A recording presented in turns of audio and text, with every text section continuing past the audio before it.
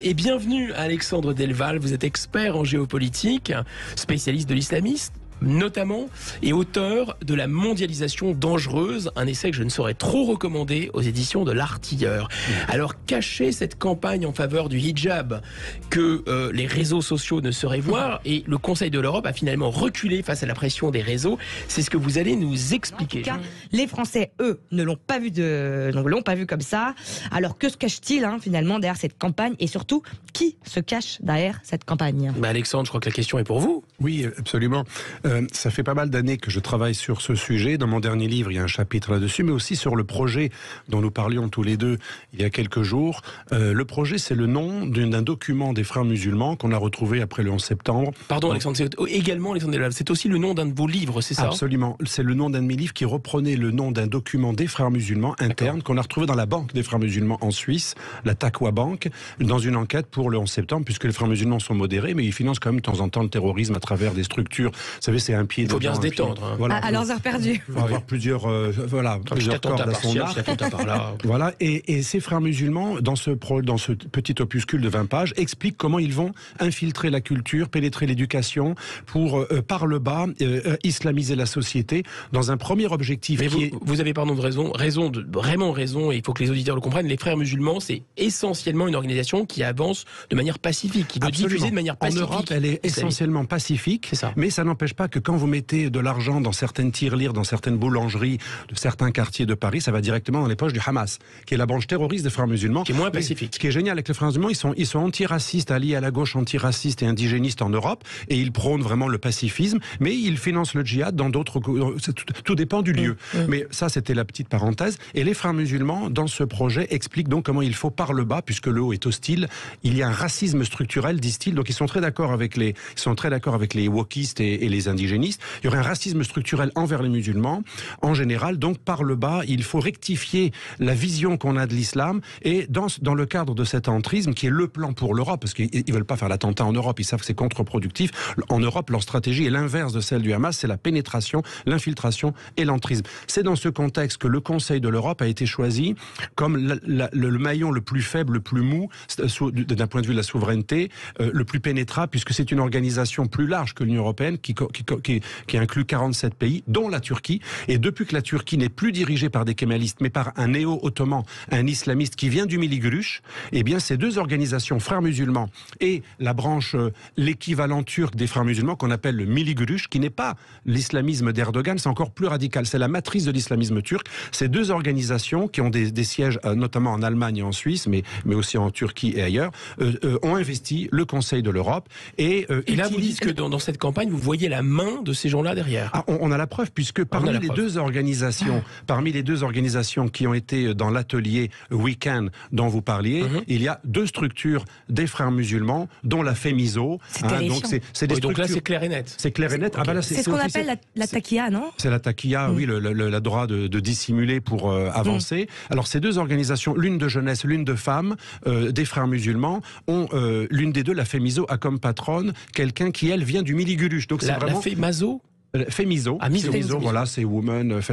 Donc ce sont des associations pour les jeunes et pour les femmes qui sont des branches des frères musulmans liées directement à l'UOIE.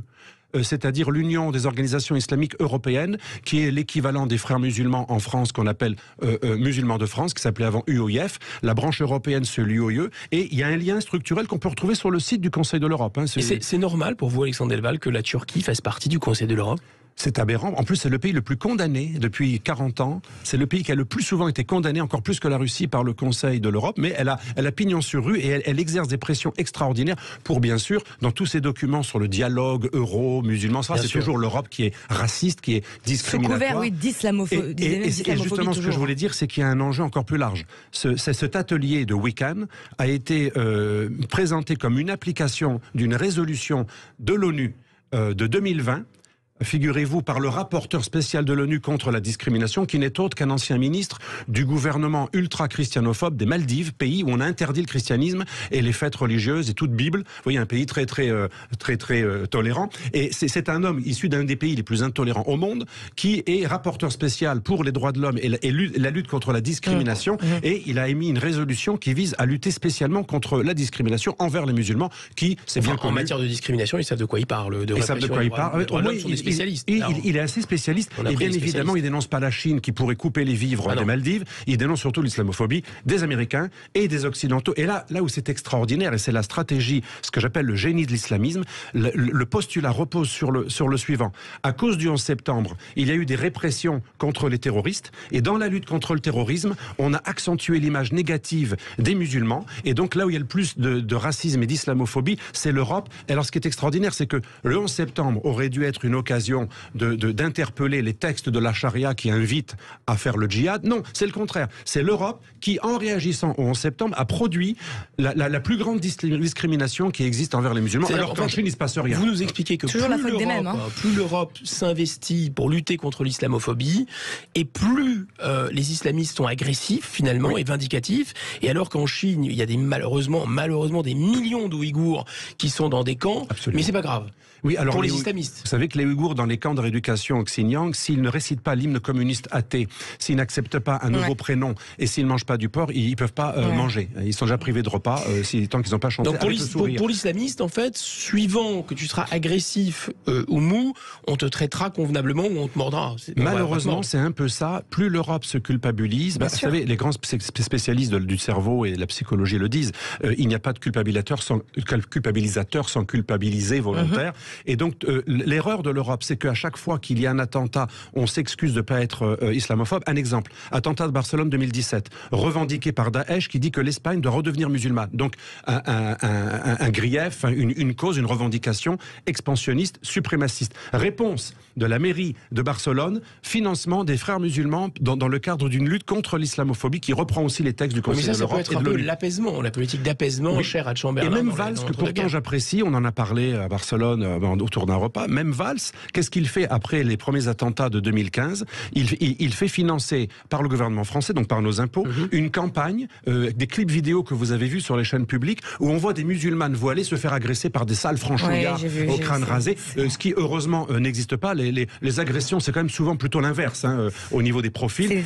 Donc quelque chose de complètement, parce que si c'était vrai, il faudrait le dénoncer, mais c'est même pas vrai. Ils ont plutôt peur. Le Français de base, quand il voit une femme voilée, il a peur d'être massacré par les frères. Donc en fait, ce que vous nous dites, c'est que ce sont les masos, c'est le masochisme qui alimente le sadisme. Je pense que l'expression du philosophe italien Diego Fusaro, l'autoracisme est juste. Oui, il y a une sorte d'ethnomasochisme ou d'autoracisme. Mais voilà, ce qu'il faut retenir pour les auditeurs, il y a des textes du Conseil de l'Europe qui disent que l'islam est européen, que c'est la religion de l'Europe, que tout vient de la science islamique. J'ai retrouvé des textes que vous pouvez consulter sur le Conseil de l'Europe. Donc c'est le produit d'une propagande qui dure depuis longtemps à l'ONU et au Conseil de l'Europe. Infiniment, Alexandre Delval. Je rappelle que votre dernier ouvrage s'appelle La mondialisation dangereuse et ce remarquable texte est publié aux éditions L'Artilleur. Mais il n'y a pas que les islamistes qui savent avancer leurs pions, les hommes politiques aussi. Restez avec nous, nous allons vous expliquer comment le président Macron tente de s'approprier le plus grand événement humanitaire de gaming